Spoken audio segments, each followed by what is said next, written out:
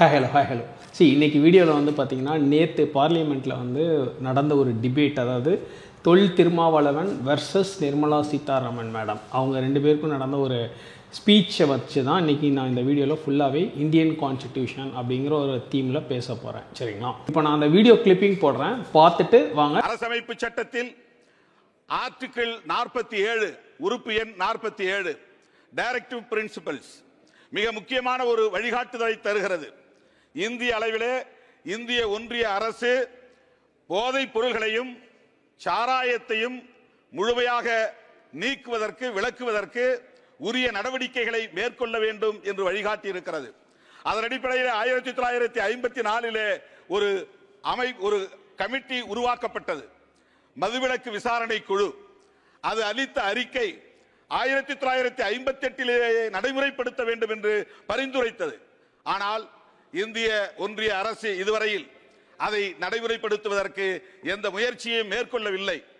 அதே 44 uniform civil கோடு வேண்டும் என்று சொல்லுகிற அந்த ஆர்டிகிள் எடுத்துக்கொள்ளப்பட்டு சிவில் கோடு உருவாக்குவதற்கான முயற்சியிலே இந்த அரசு ஈடுபடுகிறது. ஆனால் 47 பொருட்படுத்தவில்லை. நான் இந்திய அளவிலே இன்றைக்கு இளம் தலைமுறை பாழாகி வருவதை எண்ணி வேதனைப்படுகிறேன். இந்த அரசுக்கு அந்த வேதனை இருக்கிறதா என்பதை நான் கேள்வி எழுப்ப விரும்புகிறேன். இளம் தலைமுறையினர், ஹியூமன் ரிசோர்ஸ், மனித வளம் கடுமையாக பாதிக்கப்படுகிறது. போதைப் பொருள்கள் இந்தியா முழுவதும் இங்கும் அங்கும் என்று அங்கொன்றும் இங்கொன்றுமாக இல்லை, ஒரு குறிப்பிட்ட மாநிலங்களில் மட்டும் இல்லை, இந்தியா மாநிலங்கள் அனைத்திலும் போதைப் பொருள்கள் மிக தாராளமாக புழக்கத்தில் இருக்கின்றன. கள்ளச்சாராயம் காய்ச்சப்படுகிறது. 4 மாநிலங்களை தவிர எல்லா மாநிலங்களிலும் அரசு மதுபானங்களை விற்பனை செய்கிறது. இது நாட்டுக்கு செய்கிற மிகப்பெரிய துரோகம், இளம் தலைமுறைக்கு செய்கிற துரோகம், மனித வளத்தை சிதைக்கிற ஒரு நடவடிக்கை. எனவே தேசிய மதுவிலக்கு கொள்கையை ஒரு கொள்கையாக இந்த அரசு கொண்டு வர வேண்டும். He is requesting the union government to invoke provisions given in the constitution, particularly referring to the preamble, to bring in prohibition and also to ensure that there are no drugs in the country. A very noble cause. I really appreciate the point he's raised there. But the party with which he's in alliance in Tamil Nadu, which is in government there, saw 56 people die due to illegal liquor. He should first preach there. So video பார்த்துருப்பீங்க இல்லைங்களா? இப்போ இந்த வீடியோவில் வந்து பார்த்தீங்கன்னா அவர் தொல் திருமாவளவன் என்ன சொல்லார்னா, according to article 47 in the directive principles of state பாலிசி. நல்லா கவனிங்க, தொல் திருமாவளவன் ரொம்ப கிளியர் கட்டாக டிரெக்டிவ் பிரின்சிபிள்ஸ் ஆஃப் ஸ்டேட் பாலிசியில் ஆர்டிகிள் 47 இந்த இன்டாக்சிகேட்டிங் லிக்கர் பேன் அப்படிங்கிறத பற்றி கிளியராக மென்ஷன் பண்ணி அழகாக பேசியிருக்காரு தொல் திருமாவளவன். அடுத்தது அவருக்கு ஒரு கவுண்டர் ரிப்ளை கொடுக்குறாங்க. யார்? நிர்மலா சீதாராமன் மேடம். அவங்க என்ன பண்ணுறாங்கன்னா, ப்ரியாம்பிள் அப்படின்னு சொல்லிடுறாங்க. அவர் கிளியராக பேசியிருக்காரு, இவங்க பார்லிமெண்ட்டில் உட்காந்து கவனிச்சிட்டு இருக்காங்க அண்ட் அவருக்கு பதிலும் கொடுக்க வர்றாங்க.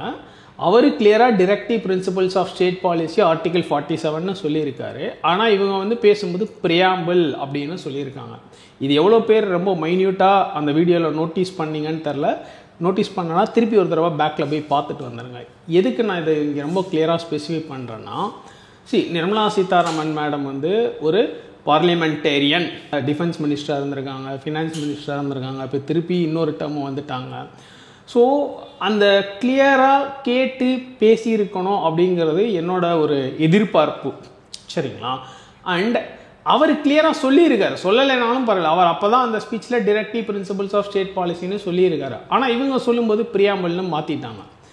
இப்போ என்ன பிரச்சனை அப்படின்னு கேட்டிங்கன்னா, ஓகே, ஒரு பார்லிமெண்டேரியன் கரெக்டாக சொல்லியிருக்கணும், ப்ளஸ் இன்னொருத்தர் அப்போசிங்கில் பேசுகிறவர் கிளியராக பேசும்போது அதை கேட்டுக்கிட்டாவது கிளியராக பேசியிருக்கணுங்கிறது பாயிண்ட். ஆனால் இப்போ என்னென்னா, நம்ம ஆஸ் அ ஆஸ்பிரண்ட்டாக வந்து பார்த்திங்கன்னா இந்த மாதிரி பிரச்சனை நமக்கு நிறைய டைம் வரும்.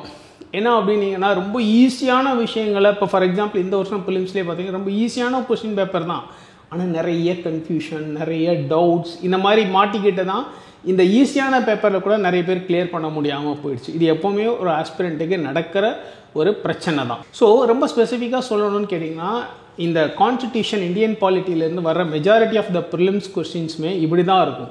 ரொம்ப சின்ன ஒரு மைக்ரோ லெவலில் மிஸ் பண்ணுற மாதிரியாக தான் கொஸ்டின் கேட்பாங்க. அதுவும் எஸ்பெஷலி இந்த டிரெக்டிவ் பிரின்சிபிள்ஸ், ப்ரியாம்பிள், எஃப்ஆர்ஸ்லேருந்து நிறைய ஒரு மைக்ரோ லெவல் நியூவன்ஸில் ஒரு ரைடர் வச்சு கொடுத்துருவாங்க. ஆனால் அதை நம்ம கிளியராக ரீடிங் பிட்வீன் த லைன்ஸ் அப்படின்னு கரெக்டாக பண்ணாமல் விட்டுட்டோம்னா அந்த கொஸ்டினை வந்து கரெக்டாக பண்ண முடியாது. நான் இங்கே சில கொஸ்டின்ஸ் உங்களுக்கு சொல்கிறேன்.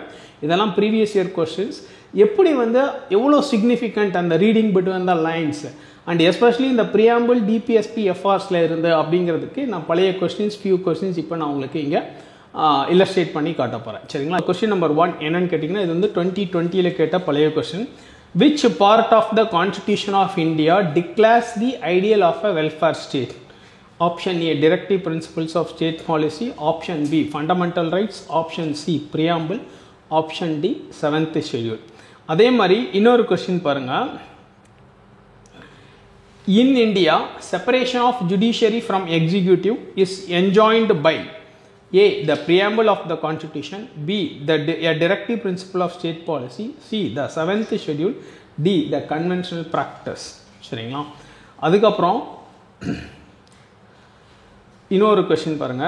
Other than the fundamental rights, which of the following parts of the Constitution of India reflects the principles and provisions of the Universal Declaration of Human Rights, 1948, right? 1, preamble. 2, directive principles of state policy. 3, fundamental duties. Select the correct answer using the code given below. Option A, 1 and 2 only. Option B, 2 only. Option C, 1 and 3 only. Option D, 1, 2 and 3, right? Fine. இன்னொரு question பாருங்க. What was the exact constitutional status of India on 26th January 1950? Option A, a democratic republic. Option B, a sovereign democratic republic. Option C, a sovereign secular democratic republic. Option D, a sovereign socialist secular democratic republic, right? Fine. So இப்போ இந்த கொஸ்டின்ஸ்லாம் நான் எதுக்கு உங்களுக்கு இங்கே display பண்ணி காட்டுறேன், இதெல்லாம் ப்ரீவியஸ் இயர் கொஸ்டின் அப்படின்னு சொல்கிறேன் அப்படின்னு கேட்டிங்கன்னா, இப்போ இந்த நிர்மலா சீதாராமன் மேடம் எப்படி மிஸ் பண்ணாங்களோ, மேபி அது ஃபேக்சுவல் எரர் ஃப்ளோவில் மிஸ் பண்ணிட்டாங்கன்னு கூட எடுத்துக்கலாம்னு வச்சுக்கோங்களேன். பட் நம்ம ஆஸ்பிரண்ட்டாக அப்படியெல்லாம் ஃப்ளோவில் மிஸ் பண்ணிட்டேன், ஃபேக்சுவலாக ஒரு சின்ன மிஸ் பண்ணிட்டாப்லாம் சொல்லி வெளியில் வர முடியாது எக்ஸாம் ஹாலை விட்டு, இல்லைங்களா? நம்ம வந்து கிளாரிட்டி வச்சுக்கணும். ரீடிங் பிட்வீன் லைன்ஸ், சின்ன சின்ன நியூவன்சஸ், சின்ன சின்ன வேரியேஷன்ஸ் இதெல்லாம் வந்து கரெக்டாக நோட் பண்ணணும். எஸ்பெஷலி ப்ரிலிம்ஸ் வந்து அப்ஜெக்டிவ் கொஸ்டினில் ஈஸியாக நம்ம வந்து மாட்டிப்போம் அண்ட் அழகாக அவங்க ரைடர் வச்சுருவாங்க. சரிங்களா?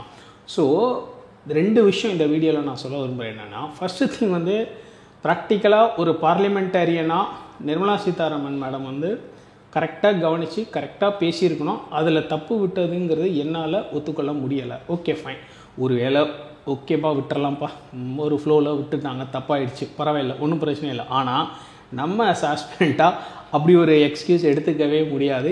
ஏன்னா ப்ரிலிம்ஸில் அப்ஜெக்டிவ் கொஸ்டினில் ரொம்ப அழகாக நம்மளை லாக் பண்ணிவிடுவாங்க. Not just polity, geography, history, எல்லா ஏரியாஸ்லையுமே இது ரொம்ப இம்பார்ட்டன்ட். ஏன்னா ரொம்ப ஒரு பெஸ்ட் எக்ஸாம்பிள் என்னென்னா, இந்த வருஷம் கொஸ்டின் பேப்பர் ரொம்ப ஈஸியாக இருந்துச்சு, ஆனால் நிறைய பேரால் கிளியர் பண்ண முடியல.